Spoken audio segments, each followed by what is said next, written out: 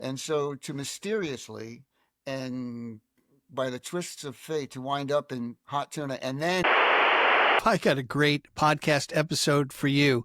I got to talk with Michael Falzarano, and he really dives deep into how this Long Island kid ended up in San Francisco and played with some of the great talents that he loved over the years. Check it out. right. Hey, everybody, I'm really excited about today's guest. He's originally from Copeg, Long Island, living in Texas, 50 Uh, years yep. in the business. I want to welcome Mike Falzarano to the Oh, Long Island Sound podcast. Welcome, Mike. oh, thanks for having me. It's always good to be doing something on Long Island, and I do a lot on Long Island, but this sounds like it could be fun. Well, I appreciate that. And the one thing that I'm amazed about is the wellspring of talent that comes from Long Island. I know that sounds like a quirky thing, but to find that you were a Copeg guy, you're Right. now in Texas, and your amazing journey of playing with Jorma and Hot Tuna and New Riders of the Purple Sage. We'll get into all of that. Right. But I got to ask you something. Yeah. I think you were born in Brooklyn. You went to Manhattan and then Long Island. Tell me about Well, or tell me how it happened. Uh-huh. I grew up in Copeg, all my formative years from like, I don't know, the formative years. Okay. And then eventually I traveled around a little bit, but I eventually moved to San Francisco Right. in 1977, you know, just as everything was exploding musically. The San Francisco jam band scene wasn't called the jam band scene then. It was just the psychedelic scene was Right. happening. Punk rock was happening. New wave it was all happening. So I got to ask you this: were you playing music here in the New York area, and were there some great haunts that you recall? And what drew you out to San Francisco? Okay, first things first. Let's talk Yeah. about my time on Long Island. All Okay, right. Sure. so when I was coming up on Long Island, there were, in the, let's say, I'm guessing early 70s now, Okay. there were a lot of places to play. A lot of great bands were out there playing. It was like West Houston, Stanton Anderson, Sure. Mississippi Sheiks, Volunteers who became Zen Tricksters, Desperate Men. Bill McEwen was the first guy I saw play fingerstyle guitar. And they were all playing in a lot of places. I was playing the same places like the Right Track Inn, and I Right. can't remember them all In now, but Freeport. Yeah. I played them all. And my favorite place on Long Island to play was the Barge. I don't know if anybody remembers the Barge. It was out in the Hamptons, right? Okay. And it was an actual barge.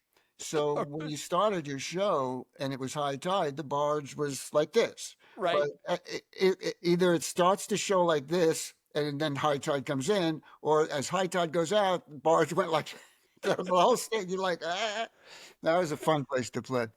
And so, and while playing all these places on Long Island, I had a band called the New Highway Blues and Boogie Band, Okay. and we played all the same places everybody else played, Arthur's, Right Track, and all that. Oh And yeah. Yeah. and then and Well, I I was got going, to I got to interrupt you yeah, really yeah, quick, yeah, Mike. yeah, Is you mentioned two bands that I'm familiar with, the Sheiks yeah. and West Houston's All Right, Star Space Band. that's right, That's where I know Mike Nugent from that's because right, he played in both those bands. Another right. great blues guy. Yeah, Anyway, so like I said, there were a couple of other bands that were sort of interrelated to those bands at the time. To okay. me, I looked up to those bands because they were a little older in Right. age, and they looked professional to me. West Houston, Stanton Anderson, Mississippi Sheiks, the Desperate Men, and Bill McHugh. They all looked like they were probably 1 year older than I was, Right. Right. or 2 years older, but they seemed like they really had it together. Wow. you know. So, and that's pretty much what I was playing in, or what I was playing in all these clubs that I was playing on Long Island was my two favorite bands, the New Riders of the Purple Sage and Hot Tuna, Right. the music of the Grateful Dead, Commander Cody, and some Jefferson Airplane, and the stuff of the day that everybody was playing. But Right. mainly, I was a Hot Tuna guy, and a New Riders guy because I'm sort of a country rocker and a Hmm. blues guy. Yep. Yep. And so that's what I was doing. And so to mysteriously and by the twists of fate to wind up in Hot Tuna and then in the New Riders of the Purple Sage Right. was pretty mind boggling to me when it was all happening. And it's still mind boggling to me.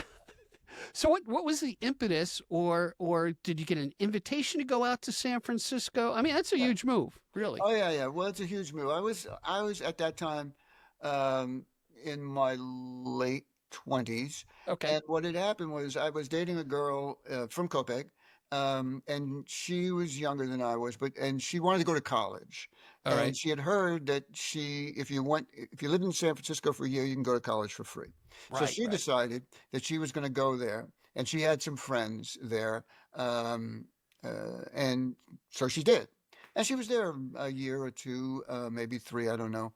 Okay. And so we were talking, and in her time there, she went there. She got a couple of corporate jobs, just to keep the money coming in, and so Sure. she can go to school. And then she got offered a job managing a hair salon called Mr. Broadway. And it Okay. just so happens that at Mr. Broadway, all the rock stars from San Francisco would go there to get their hair cut. All right. Jorma, Jack, some of the Grateful Dead guys, Carlos Santana, and so she got to meet all these people. So we're Wow. talking about this, and she says to me, what are you doing? I'm not really doing that much anymore here. I'm kind of bored. She says, you should come to San Francisco and check it out. Right. I met Jorma Kaukonen. I met Jack Cassidy. I know these people. I know their wives. And I go, yeah, okay. So it was like a whim, like, okay, let's go. Uh-huh. And I was going to go for a month or something. I wound up staying for 10 years. Uh, yeah, that's how that happened. And so, shortly thereafter, one thing leads to another. She introduced me to Yorma, to Jack, it was Wow. kind of one funny time. I went to get my haircut at Mr. Broadway, and I'm sitting in the chair, Right. and the guy's talking to me, and then I realized, hey, that's Mickey Hart over there, and that's Carlos Santana over Oh, there. come on. I realized I'm in a different world here now. Yeah, Wait, you know what, Mike? What's so amazing yeah, to me about that is, if you look at a hairdresser and a bartender, they have those right. intimate conversations sometimes when they're cutting the Yeah, hair, and the fact well, that those circle of people yeah, you got by chance pulled into is yeah, really, yeah. And and so, then you get to play with them. yeah. Well, then what happened was, over a course of a period of time, Uh huh. Yerm and I became friends. And then we started, playing music together. I had a band. He had Hot Tuna had taken a break from Okay. '77 when I got there to '83 when I joined the band. Yorm and Jack went their separate ways.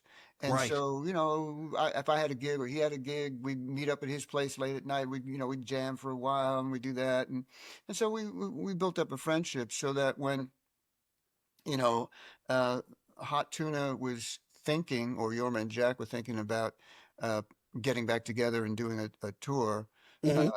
I was asked to join, which in itself was a, so surreal thing that happened that I wound up playing in a band that I admired and played the music of not that far away, like maybe Right. 4 years before. Yeah. Wow. Mike, I got to ask you this. Yeah. What was it about Yorma's playing or Yorma's music that really kind of floated your boat to say, I really like this stuff? What's unique about him? Well, first of all, I was introduced, like most people, to Hot Tuna with the first acoustic record, right? Right. And I thought, I didn't really have a picture in my mind of how that was executed yet because I Hmm. hadn't seen him do it. And Right. so to me, it was just sound like, I don't know, it sounds like maybe there's two guitar players. I don't know. I can't really tell what's going on here because he's finger picking. Oh, right. Right. So I was intrigued by that. And I like the songs. For me, it's always about the song, Right. more so than, okay, that guy's a really flashy guitar player, can do this. It doesn't really throw me that much if if the flashy guitar player is not the foundation's not a really great song. Right. But I like the songs. So that was part of that. And we started playing some of those songs, in our own inevitable way. We couldn't do it Right. like that, but we take the songs and we play it like that. Same thing with the New Riders. Um, and then the next album came out and it was the acoustic stuff played electrically. And that's what I was doing. I was playing this acoustic Okay. stuff on electric guitars and making it loud. And I realized, oh, this must really be a thing. And so that I just kind of like that thing. And that's what drew me to it. Yeah. What's interesting to me is, picking up or not knowing about the sound that's coming from finger picking. Right. and how you can bring it from an acoustic guitar to an electric guitar. Right. I think I'm thinking of Mark Knopfler now in the Yeah. way that he picks and goes through songs, and it gives the song such a different character, and I think it lends itself to the song Right. instead of Right. pulling away from the song. When Jorma and Jack first put that first record out, those were songs that Jorma had been playing solo for many years, you know. Okay. And they're all they were kind of traditional songs, and then he wrote a couple in the same sort of tradition. Hmm. And so as things get bigger and bigger and stuff was getting louder and louder, then he decided, well, maybe just do it on the electric guitar, you know? Right. And, you know, I think there's a charm to both of them. I mean, some of those songs to me work better on the acoustic guitar than they do electrically. And then over time, I think Hot Tuna developed into the monster electric band that they became in 74 to 77. Right. And I would go see them a lot during that period in all the Comac Arena, the Palladium in New York, or the Sound of Music, I think it was called then. Like I said, one thing led to another, and there I was. So to give me the chronology, Yeah, you spent 20 years with Hot Tuna, that's correct. and you've toured Europe. Right, I'm always curious because I've never seen a concert in Europe. right.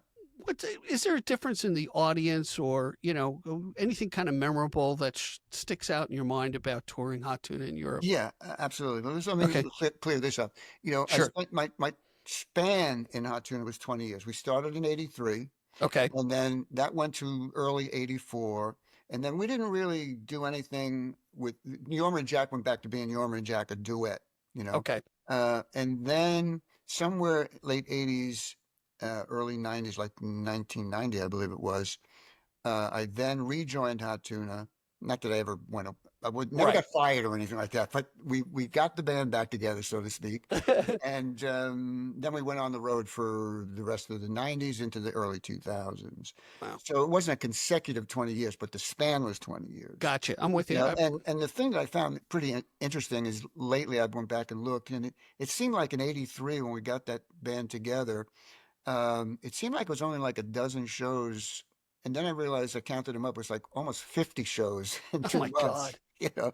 And we played everywhere you could possibly imagine, including the Nassau Coliseum with Bobby and the Midnights.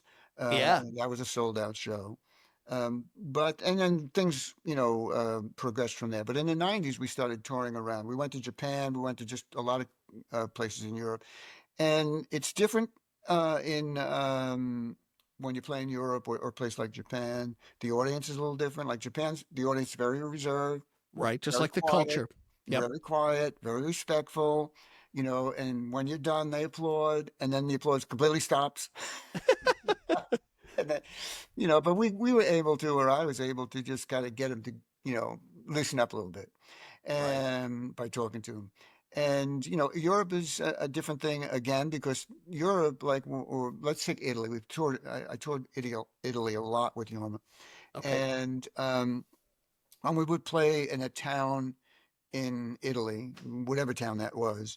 Right. If it were a small town or big town, and wasn't a festival, let's say, but if it were a small town, the whole town come to see the music because It's like a wedding. Right. it's not kind of like a wedding. The grandma, grandpa, little kids, big kids, the Oh, great. music fans that all come out, sit in the chairs and watch us and really appreciate it.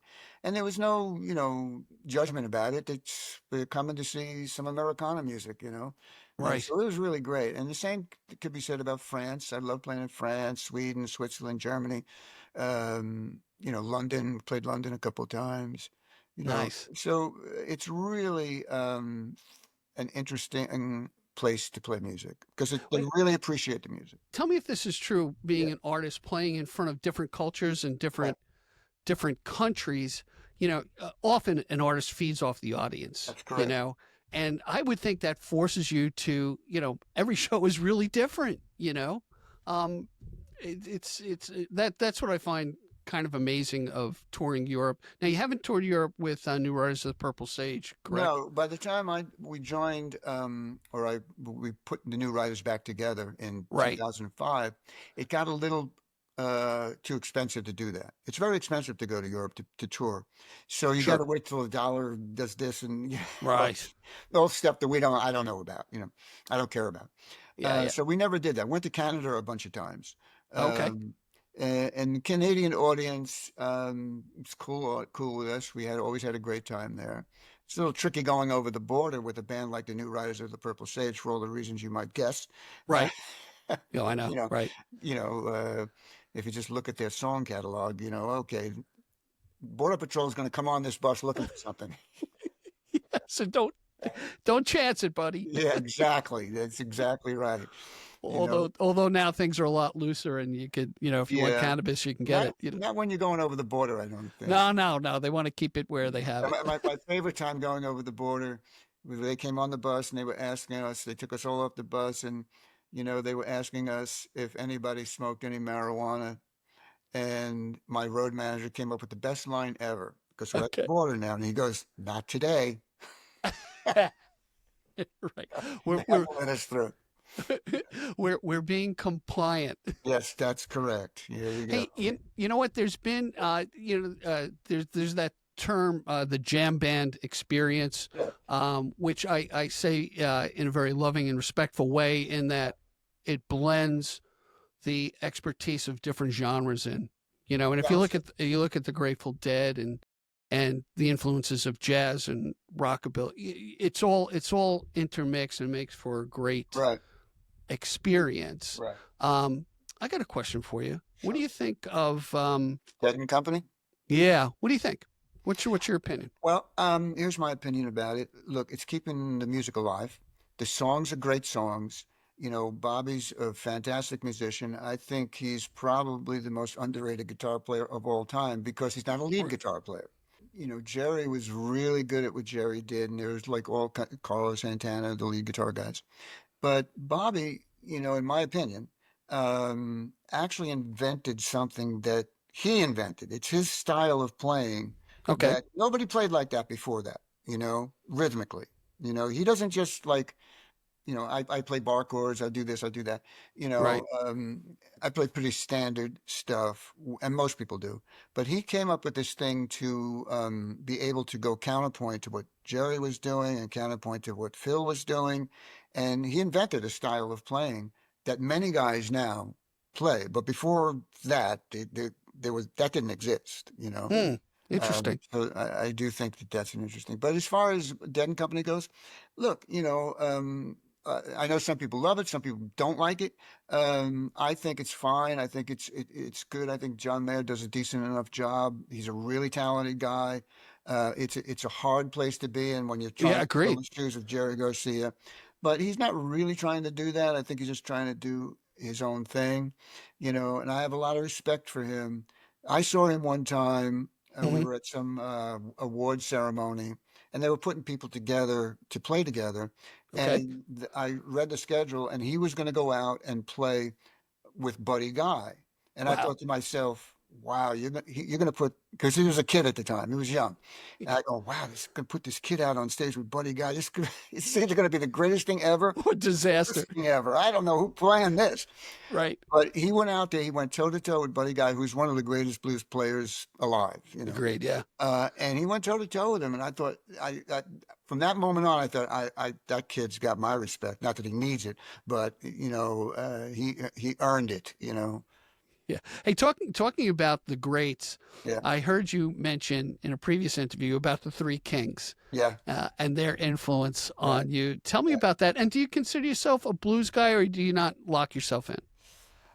Well, tough question there. No, I Three didn't Kings, say it was going to be easy, Mike. yeah, I mean the Three Kings, Albert King, Freddie King, And B.B. baby. King.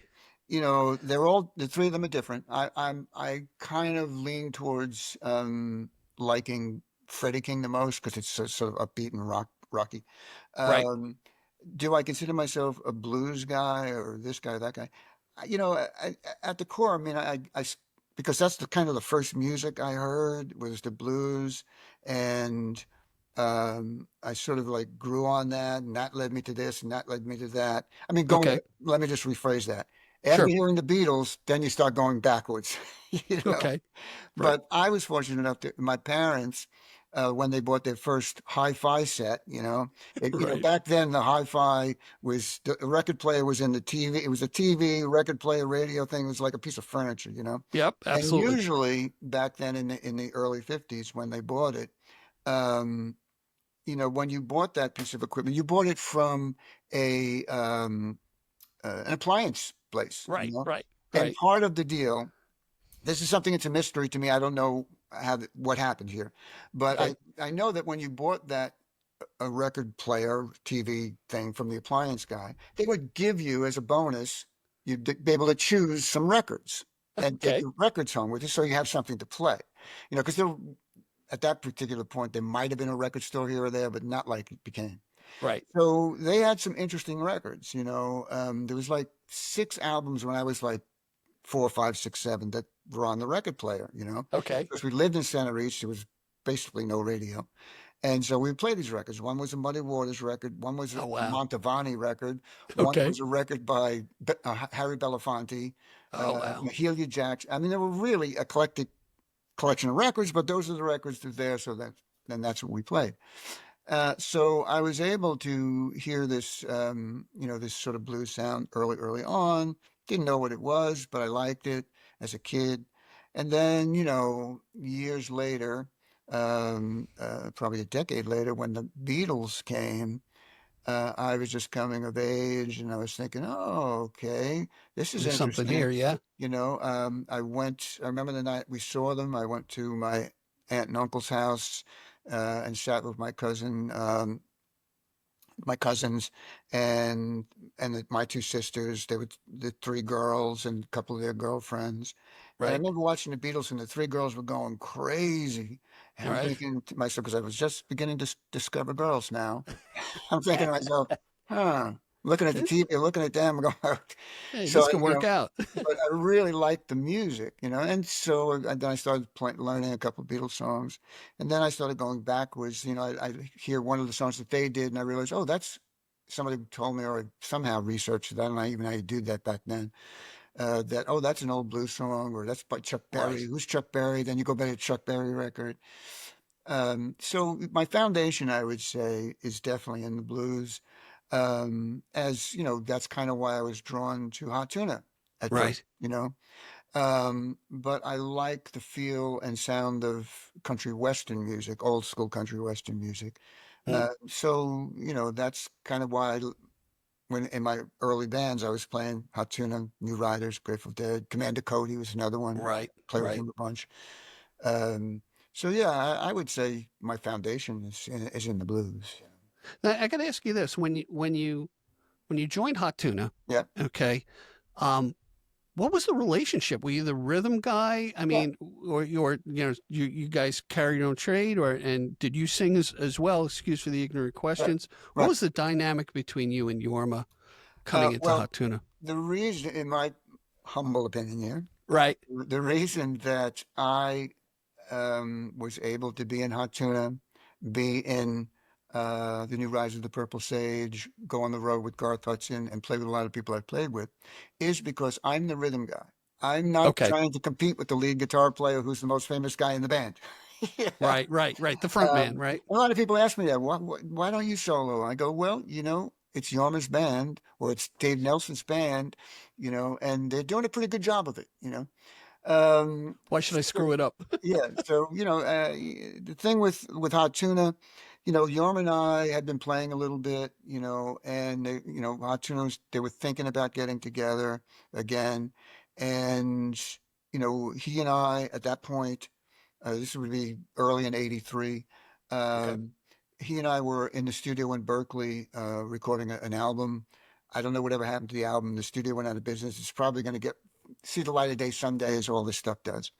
Um, but one day he said, Jack's going to come by.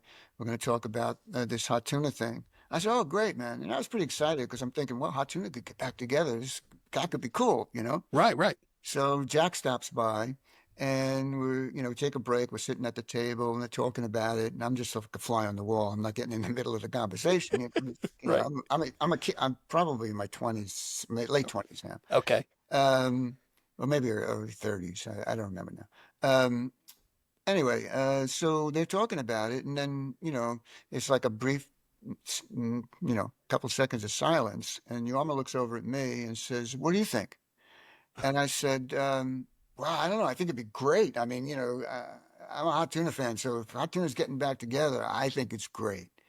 Another moment of silence, and then he says these words, "Okay, we'll do it." The key word in that sentence is "we will do it." We'll Right. do it, right? Okay. So I think that's great. I mean, yeah, Jack, I don't remember if Jack played on the song or didn't play on the song, but anyway, Jack splits. We finished the day. And the next morning, a guy by the name of Ronnie Dragon, who was sort of one of Yoma's many managers at the time, called me up. Right. He said, "Hey, I'm going over to Yoma's today." He said I should pick you up and come by. You doing anything? I go, "No, let's go by." He picks me up. Well, he comes to my house. Now, the Right. thing with Ronnie Dragon is that he smoked a lot of weed. Okay. Okay. I don't know if we could talk about that here, but Absolutely. yeah, that's what he did. So, just to get out of the house, you have to smoke like two joints. You know, That get was in a the car, skill of his, right? get in, Okay. get in the car to go over to Yoma's house. You got to smoke another one. So we pull up in front of Yoma's house, and he says to me, "How much are you going to ask for?" And I said to him, For what? "What? Right. What are you talking about?" He goes, "So for the tour, how much are you going to ask?" I go, I was like dumbfounded. I don't know what he's talking about, He Right. says, Right. They assumed that you were in, right? yeah, he did, and they did. And I'm going like, I don't know what you're talking about. He goes, "No, the tour, you know, uh, and I'm thinking, oh, they must want me to be a guitar tech, because Hudson is a trio. What do I know, Low Uh, expectations. Good way to yeah. go for a And humble then, man. then he goes, "No, no, you only told me to just find out what you need to do the tour. He wants you to. You're in Hot Tuna." I'm going like, "Nah, you're out of your mind. I think he's just too high." But it turned out that's what was happening. So that's how I didn't even know I was in Hot Tuna when I was in there. That's a Yeah, great story. Hey, yeah, listen, I saw a an episode on YouTube where you played at Daryl's house. yeah. And is a keyboard, I think it was, the keyboard player is Professor Louis, is that correct? Absolutely, yeah, yeah, yeah. Yeah, tell me about Professor Louis. Tell me about his Woodstock studio. I'm really Right, interested in that whole vibe. Is it right. still the vibe, the good vibe still Oh, there? it's still a good vibe studio. LRS Studios. He recorded several of the later band records there with Levon and Rick Danko, and he Oh, was in that band with them.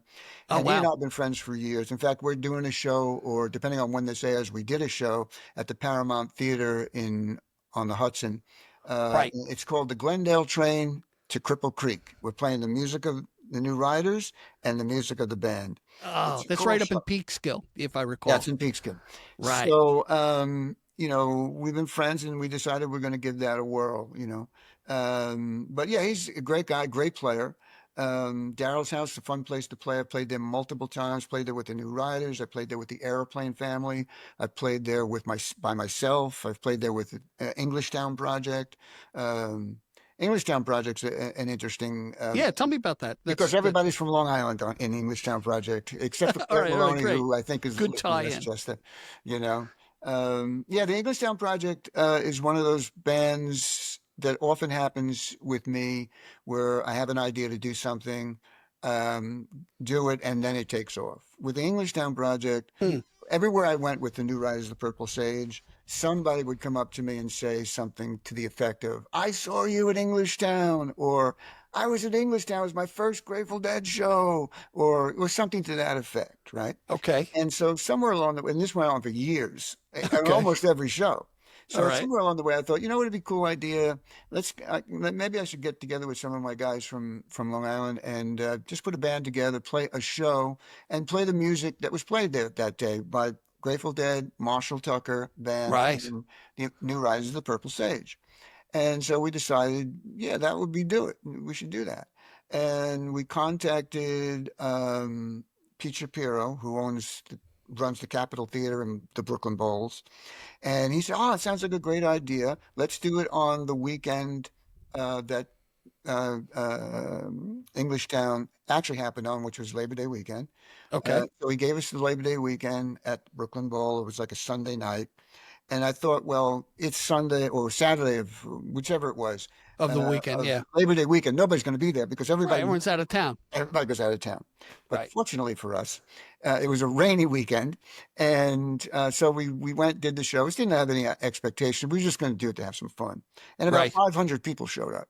So we thought, wow, okay, there is something here. And so that one show that intended to do is now, I'm guessing, around 160 shows. Oh, God bless. And that's with the break for 2020 for COVID and all that. Yeah, yep. So it worked out great, It's not, and it's been a lot of fun. what I think is great as I look at your journey and your career is being able to jump between projects. Yeah. And you've got 5 decades into the music industry, so there's a lot of knowledge that I'd love to tap into. Right. But what I love about music, and this is from a guy from the audience, is just saying, it's like golf. These are one of those things that you can keep on doing no matter, as long as you got Yeah. the chops to play. You can be playing with your friends till the day you get called away. You Right. know what I mean? Well, look, I look at my main mentor, Jorma. He's 84 or 84 Wow. now. He's out there playing more than he's ever played. He's playing better than he ever played. I mean, Really? he's out there doing it, both he and Jack. Jack, I believe, is 80 something, 81 maybe. Yep. I don't want to give him too many years because he might be 82. He's definitely in his 80s. So, but they're out doing it. And, I don't see, unless you've got a health issue or something happens that, you can't do it anymore, then you continue to do it. There's no real retiring, because even if you can't do it at a high level, you can still go around and play the local. Yeah. Yeah. I saw them open up and it was a surprise for Tedeschi Trucks. Yeah. Yeah. At the Beacon. That's right. And I think he came, obviously he must have came on stage later. Yeah. With them, and it was great. It was just really nice. Yeah, I mean, they're still able to do it. I'm hoping to be able to do it when I'm that age. I'm 74 now. I don't see myself slowing down anytime soon, unless something happens health-wise, like I said. Right. But other than that, you just keep going like the ever-ready battery. Yeah, well, let's talk about. And by the way, I want to ask the audience, hey, please comment below if you're a fan of New Riders of Purple Sage, Jorma, or Mike, of course. We want to hear from you. Give us some comments. I'm really good on answering the comments. And let's talk about. I pulled up your schedule. You got a great schedule. And by the way, just to tell the audience, look in the description below. You'll see the connection to Michael's website. We'll have a link for that. But so you're in Texas now. That's where we're talking to you from. Yeah. I am. And you're coming back east. April 12th, you're going to be at the Paramount Theater in Hudson Valley. That's correct. 18th, People's Pub, which is right here on Long Island. It used to be One the of my Grey Horse. favorite places to play. Yeah, it used to be the Grey Horse Tavern. Grey Horse Tavern, right. And a shout out to Linda Ringhouse, who took it right. back over. And it's a great place. And very supportive of live music, which is few and far between in many places. Then you're up at Beacon the next day. That's a town crier. That's right. Town crier. Then now we jump into May. You're back on Long Island at 89 North, another good venue. Right. Then the 14th, you're in New Jersey, the Ashbury Hotel.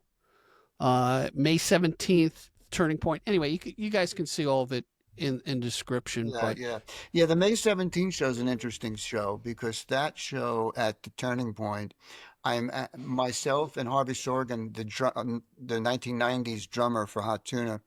We are going to play with. We're going to be the two features. Okay. With the two guys from Spiral Eye, which is a Hot Tuna tribute band. Okay. And they asked us to do it. And we think, we're both happens to not be working on that weekend, so that should be interesting to me. Get to play some of those old electric Hot Tuna songs that we haven't played in a while. Yeah, keeping the music alive. Yeah. Now I'm a big fan of the band, Levon and everybody, and man, that's my go-to music when I'm talking to the algorithms to say, hey, play the band. But what he seems very mysterious to me, Garth Hudson. Tell me about when you played with Garth, and give me some insights on Garth if you can share that. It'd be great. Sure. I mean, I spent, I think it was about 2 years with Professor Louis. We went on the road in a thing called Garth Hudson Revisits the Music of the Band. Okay. And we went around the country and Canada to play. We played the music of the band, which I've always loved. And Louis was there, in the band for a while. Right. And so it was really interesting. Garth is an interesting guy. You could have a very deep guy. You could have a conversation with him, and you're having the conversation, and then when he walks away, you're thinking like, I'm not sure what we were talking about. But he's very interesting and an incredible player. I Mm, recorded one of my songs with him called Last Train Out. It's a song I wrote for Alan Woody after he passed away. Alan Woody was the bass player for the Allman Brothers. okay. Passed away, and I wrote this song for him called Last Train Out. And Garth played on the song. And so we're in the studio, and we cut the thing live and with Garth. And then Garth, I think, came back in or did an overdub of accordion or something. I don't remember what the overdub was. Okay. So we did that, right? And it sounded amazing. It's amazing. So my album called We Are All One, Right. um, uh, and um, and so then later after he left, we were listening back, right? And I said, could you mute all the other tracks? I just want to hear what Garth is playing because it Sure. just added so much to the song, right? So we took all the tracks away and we played the Garth tracks. It was, I think, piano, organ, and this accordion. Okay. And the song is unrecognizable. You wouldn't be able to know what song he was playing. It just sounds like things are happening, Right. at Right. random, and it was amazing to me. And so Louis then pushed the faders up, and everything fell into the track, and it sounded like everything was perfectly placed. It's like that's how good, that's how amazing a player he was. That's And you that's can hear that's that in the band. A lot of what you're hearing when you hear that is him. you know. wow, wow. And that's what makes a great artist to me. The one that adds spice to the song, plays to the song, Yeah. is not just doing flourishes to Yeah. impress you with their acumen, but really Right. plays to build it up. And that's Right. what my experience personally in meeting with people who mix albums and put them Right. together. And they're always excited about it. I keep on going to Mike Nugent because every time I Right. go to his studio, he goes, "Oh, check this out. Right. Right. This is Yeah. what I did. I What mean, did you think?" yeah, it's one of my favorite things to do, mixing. And, after everything is said and done, I like to, that's one of my favorite things to do. And my process is a little different than some people's processes. Hmm. I like to listen to stuff, pull stuff out, put stuff in, correct this if I can. If I can't, you just leave it. Right. That's some people just like to leave everything the way it is. Some people like to, tweak it so much that it sounds a little sterile to me. Um, but that's my process, and I love doing that because now you can really begin to manipulate what you're hearing. You can move this over here, move that over there, because you couldn't hear it because it was like this, but now you can hear it because it's spread apart. Right. That Now, I kind want of to talk to yeah, you about your solo album. yeah, You talk about it being old school and the importance of playing live in the studio. And I'm yeah, going to tie a thread to this right, in that, which I think was a great movie, the Dylan biopic, A Complete Unknown, right, and the fact they went and played this live. And Timothy Chalamet brought out a good point. He goes, and you mentioned it in your comments just now, it wasn't too clean. right, you know, it's very humanized, in my opinion, right. by doing it live. Tell me your opinion about old school and playing, the importance of playing live in the Yeah. studio. Well, for me personally, Yeah. I always insist whatever I record, be it one of my older albums or my latest one, which is this Christmas album back here that you see this review from Rolling Stone magazine. Nice, Um, nice. I always insist on everybody playing live in the same room at the same time Hmm. because that's the only way you can capture a vibe. Without that, it gets a little tricky, to get a really cool vibe and feel from it. For me, I Right. know some people like the what they call bricklay. You play down the bass and drums, then a rhythm Yeah. guitar part, then a lead guitar part, then maybe something else, and then the lead vocal, then the background, that doing it that way. I like to do it as live as I can. Now, some stuff has to be overdubbed because maybe one guy plays two instruments, Right. like in English Town Project and or Falls and Friends, which is my thing where I do my original music and whatever else I want to do. Kevin Griffin from Long Island, he Hmm. plays pedal steel and guitar. So obviously can't do both of those things at the same time. So one of those, if we're having both of them on a take, he's got to overdub. Right. But the whole vibe of the record is the five or six of us in the room at the same time playing together. I'm in the process of recording a new album right now with Oh, those. great. Probably be out later this year. Um, and that's how I do it. That's how I do all the records. This record here, it was called a Kaleidoscope Christmas, Okay. and I had started recording that in 2019, and then Wow. 2020 happened, and that's a whole nother Yeah. story. The world But in blew up. Yep. 2019, we all went into the studio. It was Tommy Acosta, Cliff Black, the Zen Tricksters, Dave Diamond from the Zen Tricksters, and eventually Jeff Mattson came in. So a lot of the guys from the Zen Tricksters are on it, but also we recorded the tracks live. We tracked all the stuff. Hmm. And then 2020 happened, and I was like, I don't know if I'm gonna ever get this record done. And everybody was home, right? And I know everybody's got a home studio just like I do. I can't really see it here. It's like there Right. it is. Sure. Um, so I thought, well, let me ask Jorma and Jack if they'd be interested in playing on it. And of course, they said, "Sure, I'll do it." Nice. And Nice. they overdubbed on it. So now we have a live track with overdub on it.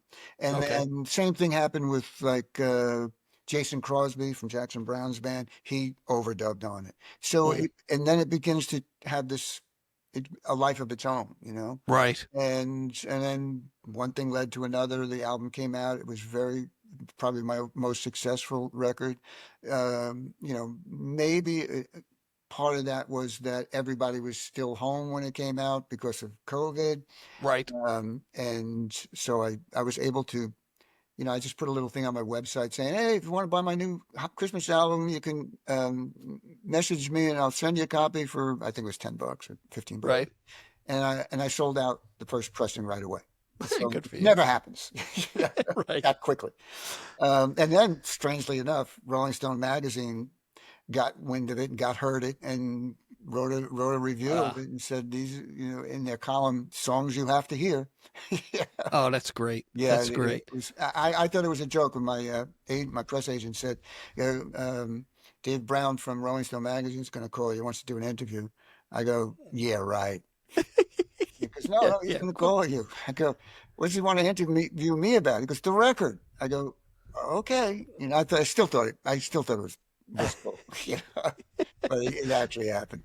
You know what I find interesting about that live in studio recording, and I've seen this, and I'm a big proponent of live music. Right, right, I can hear how somebody records it, but for me, right. seeing the dynamic between artists, the Yeah, wink and the nod, the communication that goes, like you take it, and I'm picking up on more things now, right. and the live performance, and I've seen this with other artists, sometimes takes you in a different direction and then you come back in. It's just, it's magical. Yeah, well, It, that's what happens when I'm recording. okay. When almost always I'm recording in sort of a circle so everybody can see everybody. That's number one. So if somebody's doing Mhm. something and wants to pass it off to somebody, it's going to happen. Right. And you can Right. feel it coming. Sure. Um, so yeah, I mean, I think that it's really important to capture that. And the other thing that I do, and most people don't do this, but the way I do it is I just show up with a framework. I don't go in to tell people, look, I'm looking for this specific thing on this part right here. You got to Right. play this thing, and then you over here, you play that thing. I like to just let it organically happen, and see what happens. Sometimes it works, sometimes it doesn't. Almost always it does work though, for me because I'm not locked into one thing. I don't really know what I want to hear till I hear it. I know what I don't want to hear it when I don't hear it. That I'll tell somebody. I go like, yeah, that's not really the Not right. working for me, right? That's not working for me. That feel is not happening, or it's too much guitar, or you need to play in another register. I like what you're doing. That's a Hmm. different thing. Yeah, That's it's as far as you're going to get with me as far as guidance, because I want it to be sort of like that organic thing that just happens, and see if you get lucky. I've been yeah. You know what it is that goes to honestly your generosity right, as an artist. right. Because hey, I'm sure everyone's worked with that control freak, Oh yeah, and that's their thing. Okay, that's their thing. But when you, as the focal point artist, gives right, that freedom out, that's where really magical stuff can happen because right, you're allowing it. You're taking down the guardrails, so to right, speak. right, right. Yeah, I mean, I've worked with a lot of different people, and some people are more in depth about how they do it or what they want to hear. So I Right. understand that. I don't think that that's being a control freak, unless you're just a control freak. Um, but like I worked with Paul Simon one time, right? Really? Okay. Yeah. And it was me, Yorma, Harvey Sorgan, and Steve Rust on By bass. the way, he's going back on the road. He He's came out going of back on the retirement. road. God God bless him. bless him. But we worked together, and he was he was great to work with. You talk about a genius in the studio. That's him. Okay. But he had something in mind. He wasn't sure quite what it was, and he brought us all into the studio. He saw Young and I and maybe Pete Sears play. I think Pete Sears was on the session too. He saw us play on Long Island at the Stephen Talk House, right? Okay. Sure. Yep. Now that was like pretty wild in itself, because we're upstairs. I don't know if you've ever been to the Stephen Talk Yeah, House. I have. It's to me, it's the CBGBs of the Hamptons. Yeah, well, they've renovated it now, and it looks much better. But the dressing room is upstairs, so you don't really see the audience till you come downstairs, right? Right. So it was in the Yorma Kalkinen trio with me, Yorma, and Pete Sears. And so, it's showtime. So we come downstairs, we're sitting down. I sit, we're getting set, we sit down, and at the table, pretty much right in front of me, is Paul Simon and Edie Brickell. Now, if that's not going to make somebody nervous, I Yeah. don't know Shit. what is. Maybe Right. No matter who you are. Yeah. maybe you wouldn't be nervous, but I was nervous, and I don't get nervous. I'm thinking, oh my God, what? I'm You thinking, had to sit in front, you have to sit in front of me. Why can't you move over a table, sit in front of and your it's mama? and it's a very intimate venue. Yeah, Very it's pretty small. right. Anyway, so after that, after the set break, he and Edie came upstairs, and we had a conversation. We talked for a while, and he asked if we'd come into the studio and work on a tune for his play Cape Man. And so, one thing led to another, weeks or months went by. It all came together. We went up to the studio, the Hit Factory. Well, actually, we rehearsed at SIR first downtown. Okay. And, it was interesting. Wasn't really sure what he was looking for. So he said, guys, could you, we all set up in the room, and he sat in the back, actually. He said, Hmm. why don't you guys just play a bunch of different things. And Okay. when I hear something that I think I could use for this, I'll let you know. So we played a bunch Okay. of things. We played some songs. We played some jams. And then Yorm and I had this one thing that we had. It was like two bits of songs, and we had put them together, and it kind of was like a thing, but it wasn't really a song yet. And so after just doing that, it's a little nerve wracking because you're waiting for the boss to go, "Hey, yeah, that's what I'm looking for." For the nod. Yeah. You know. So we I talked to Yorm. We started doing that, right? This thing, and then we put the paper down. It came walking over because yeah, that sounds great. What is that? I go, I don't know. It's a thing. And so we started working on that. And, he worked with us on that and played with us. And then we went up the next, I think for 2 days up at the Hit Factory, and we worked with him. And he just put the songs together, and turned this thing that was nothing into a song. I Wow. don't know, Interesting. again, if it'll ever see the light of day. But, like with most of these strange tunes that wind up on a shelf somewhere, sooner or Right. later they see the light of day. Yeah. Yeah. Yeah. But And that that. was kind of the same way. We recorded exactly the same way. We were all in the room at the same time playing. You know, Okay. you know. And that goes to that. Let's see what Yeah, muse hits us to right. to take it in a direction. That's Hey, right. let me Yeah, throw a left field question Yeah. out because you've uh, to be honest, it sounds like you've had a charmed experience Yeah, very. to leave this lowly island and then play with the Yes. people you really admire, and Right.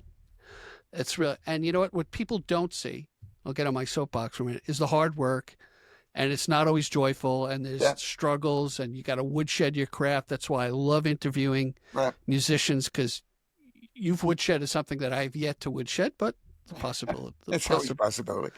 possibilities there. I'm getting long in the tooth, but the possibility is there. But if you went and saw somebody, okay, a young artist, male, female, it doesn't matter, and then you got to talk to them, you saw something there, and they said to you, "Hey, Michael, what are the things you just heard me play? I really want to see some success, however we define it. What are the three things that you would say, hey, here's my advice? What would you say to them?"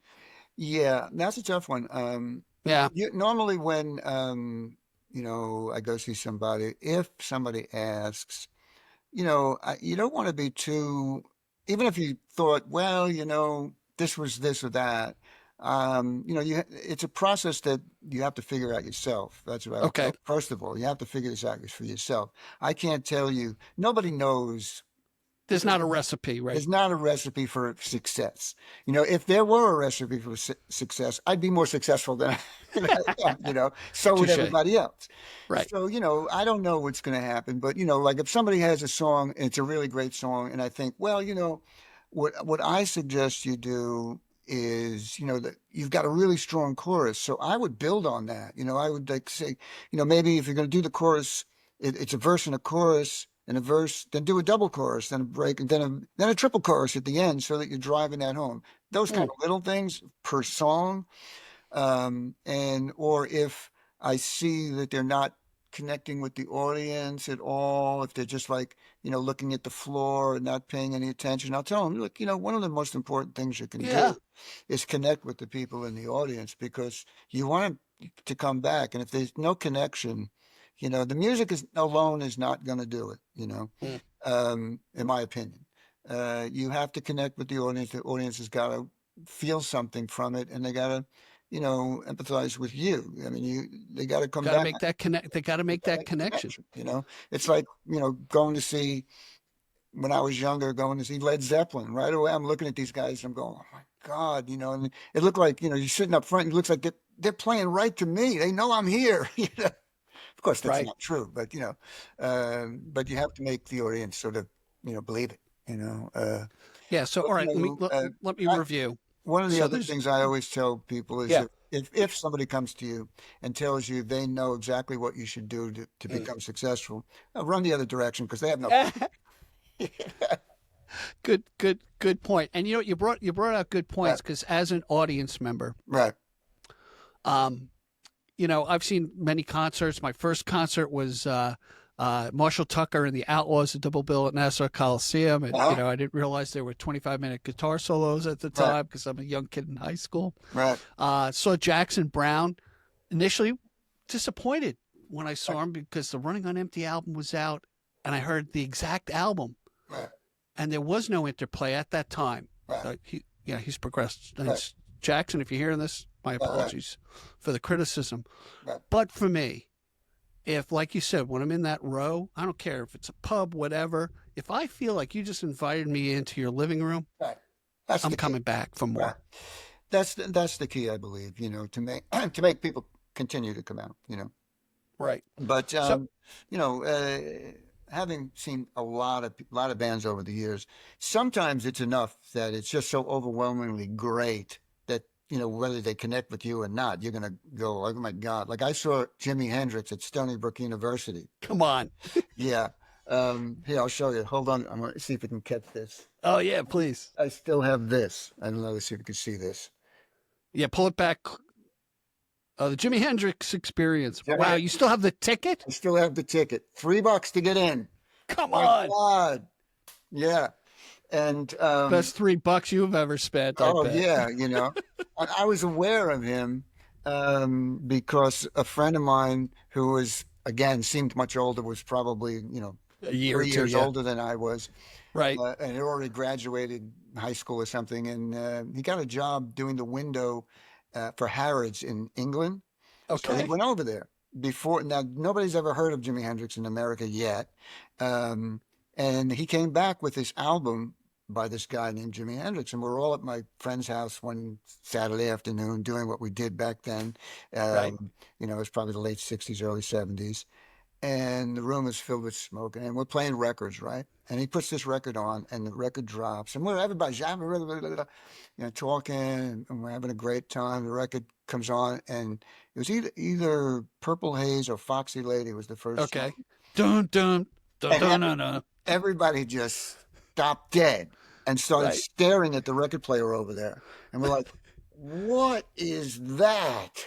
You know, that really, it was the first time I like some wow, and so that's why I went to see him, at Stony Brook University back when you could put, I don't know, maybe 8 or 9 people in a big Chevy Impala and drive out there.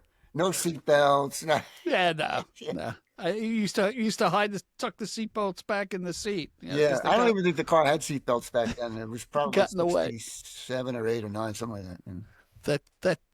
That's amazing. And you Right. know what? Being as a musician, Yeah. there's always somebody better, different Oh, style absolutely. blows you away. And you brought up a good point about that connection. We were talking about the connection to the Right. audience, and yet there's Dylan who doesn't seem to have any connection to the audience. I'll throw Van Morrison in that pile as well, but then their body of work just overtakes. Right. But Yeah, we're looking at that what you just said through the mm, lens of today, right? right, But right. Good point. when they first started, Dylan was very connected to the audience. He was like right there. He was like you were here, Yeah, and yeah. you were one with that. And when he went down the street to play somewhere else, you got up and left and went down the street with. Oh, And yeah, Van yeah. Morrison, when he was with them, and even the early Van Morrison, you know, he was connecting with the audience. And then over time, it just becomes so overwhelming that the audience becomes, you know, too demanding, really. I Yeah, mean, right.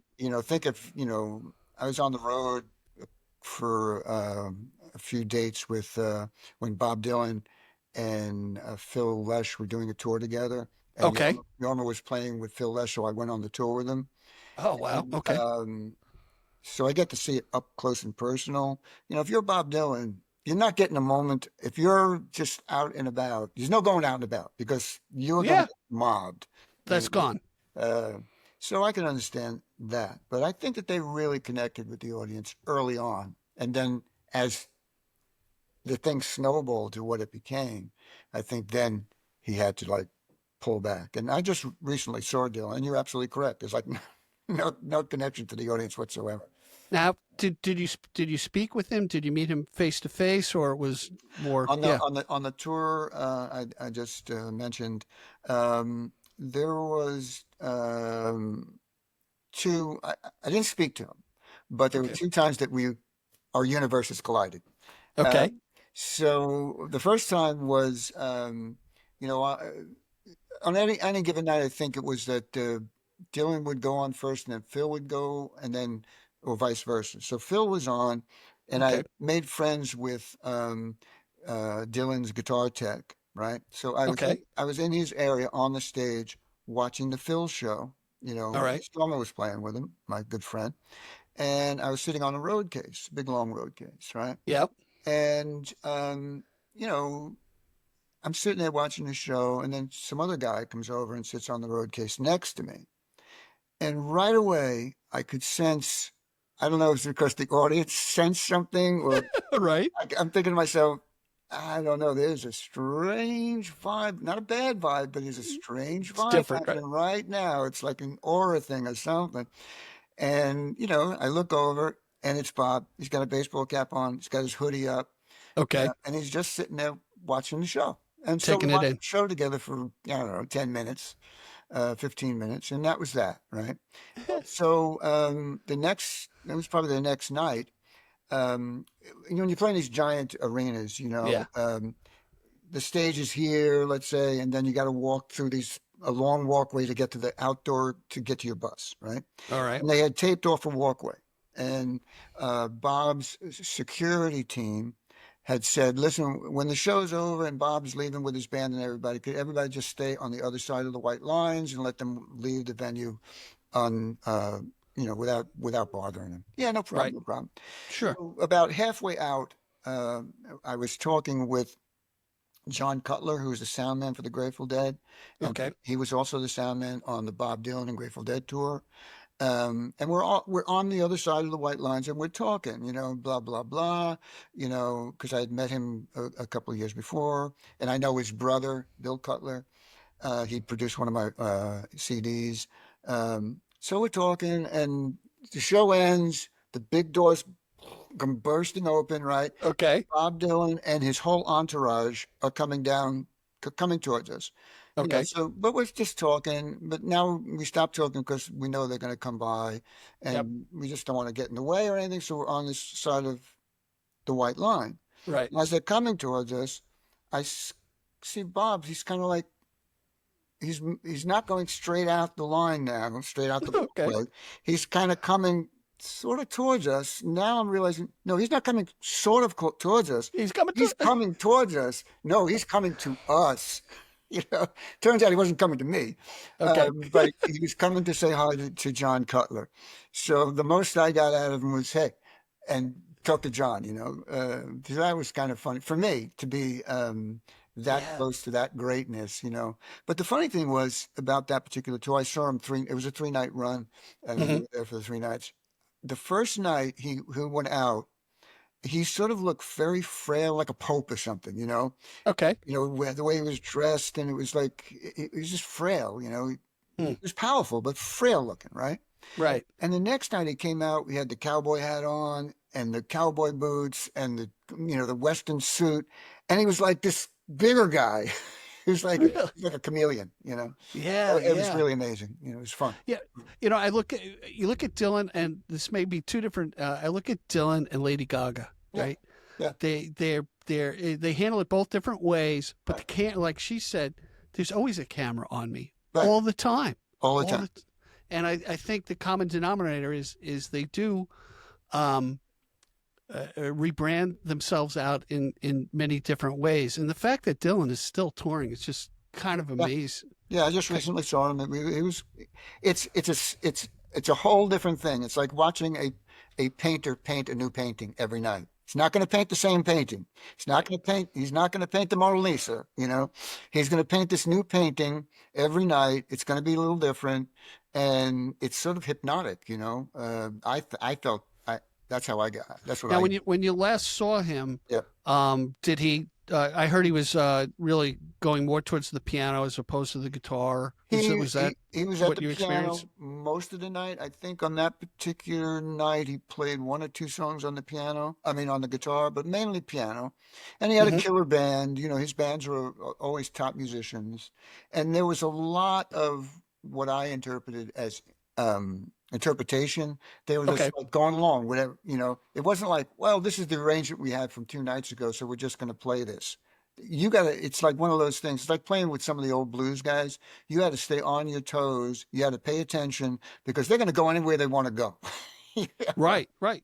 Well, you I, know? I remember an interview with somebody in Tom Petty's band. The only time I saw Dylan is when he toured with Tom Petty at Madison Right. Square Garden, which is amazing. Right. But they said he would typically, you didn't know where he was going.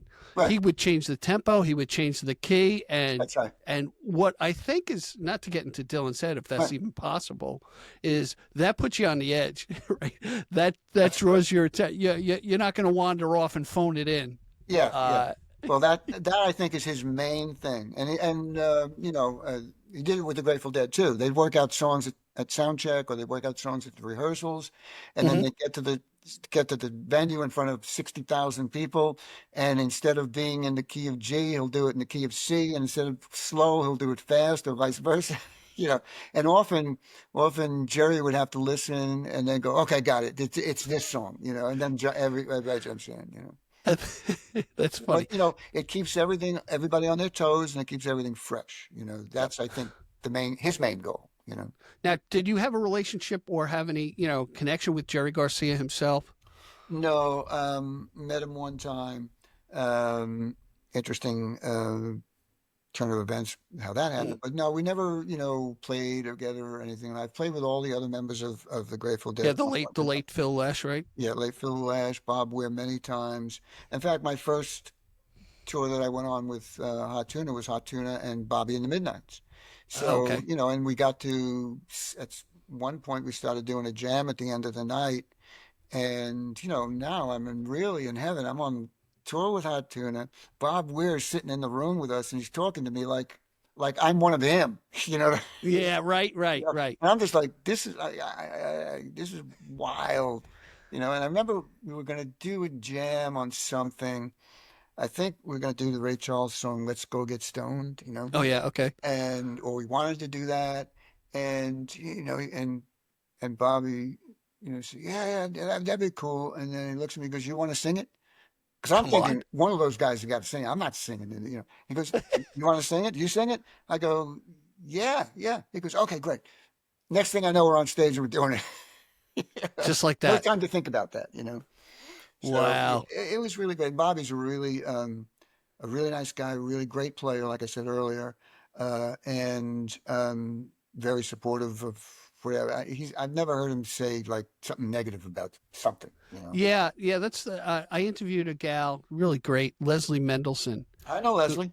Yeah, do you know Leslie? yeah, yeah, I'm really watching her career. She's a real sweetheart of a yeah, lady. yeah. And if you're listening, Leslie, shout out to you. I really had a great opportunity to interview her, and she did a duet with Jackson Brown, and Right, and is connected to Bob somehow, right, and small world, right? right, We're all just regular people, right, although I'm a little starry eyed right.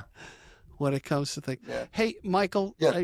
I got to tell you, I really appreciate spending this time with you and getting your insights. Again, the people who are listening or watching on YouTube, look into the description. Tell us what you know. Go see Michael. He's coming to the East Coast Right, here on Long Island and parts of Rockland and right. Westchester County. So, Yeah, we'll be all summer. We'll be in the Northeast and the Mid Atlantic. Like I said, I have this thing called the Englishtown Project. We play on Long Island. We're going to be at the landmark on Main, oh yeah, that's Port Washington, Port Washington, in July. It's always a fun place to play. July Um, 18th. Yep, yeah, landmark. I've not and been there yet. we're going to have some special guests come and play with us. So keep your eye open for that one, and you could get that information at EnglishtownProject.com. Wonderful. And, it's always great for me to come back to Long Island or go back to Long Island and play music because, I travel around a lot. There are little pockets around the country. There are not many anymore Okay. where the music is really happening. It's always happened on Long Island. Wow, that's very nice. Always a ton of magnificent, very great players. I could go down the list of them. They're all great. Right. And there's a pocket of that in Asbury Park. That little scene there's the same. In Hmm. north of San Francisco, where Sweetwater and that little area Yeah. is another little pocket of great music happening. But it used to be every city had their thing and every Right. town had their thing. It's not so much anymore. But Long Island, with the amount of talent that's on Long Island, whatever genre you're in, Agreed. you Agreed. know, uh, blues, you got a number of people who are fantastic at that. Toby Walker's back on Long Island now. Oh, is it? Yeah. Yep. Yeah, he's a magnificent player. You should have him on. Kane Daly. There's just so many of these guys in the blues world that are just fantastic. Nice. It'd be nice Well, to see some of them be able to get out and get in, go national, but that's a tough thing to do. It's a it's thing to yeah. go a state away, 100 miles away. Right. Right. And we can get into just the whole what venues look for. It's the decade of the tribute band. Right, And that has its place, but I think it can also hinder original music, right, or not. right. Or build on. Yeah, I mean the tribute thing that just kind of like erupted, and mainly Yeah. because of the Grateful Dead. How that whole thing started. Right. Um, and now it's just become a thing, and mainly again to go back to the song, people just want to hear those songs. That's it. Right. Uh, And if you can execute them really well, all the better. And the ones that can do it really well rise to the top, or the ones that have been around longer rise to Right. stay at the Right. top. That keep at it. Like for instance, in the Grateful Dead world, there's a million of those Grateful Dead tribute bands, but there's only a handful. I can only think of maybe two that actually tour nationally. Yeah. There's Everybody else is local. yeah, Jimmy Fleming, who's Right, Jimmy. He's got the Jimmy. electrics. You know Jimmy? Oh, Yeah.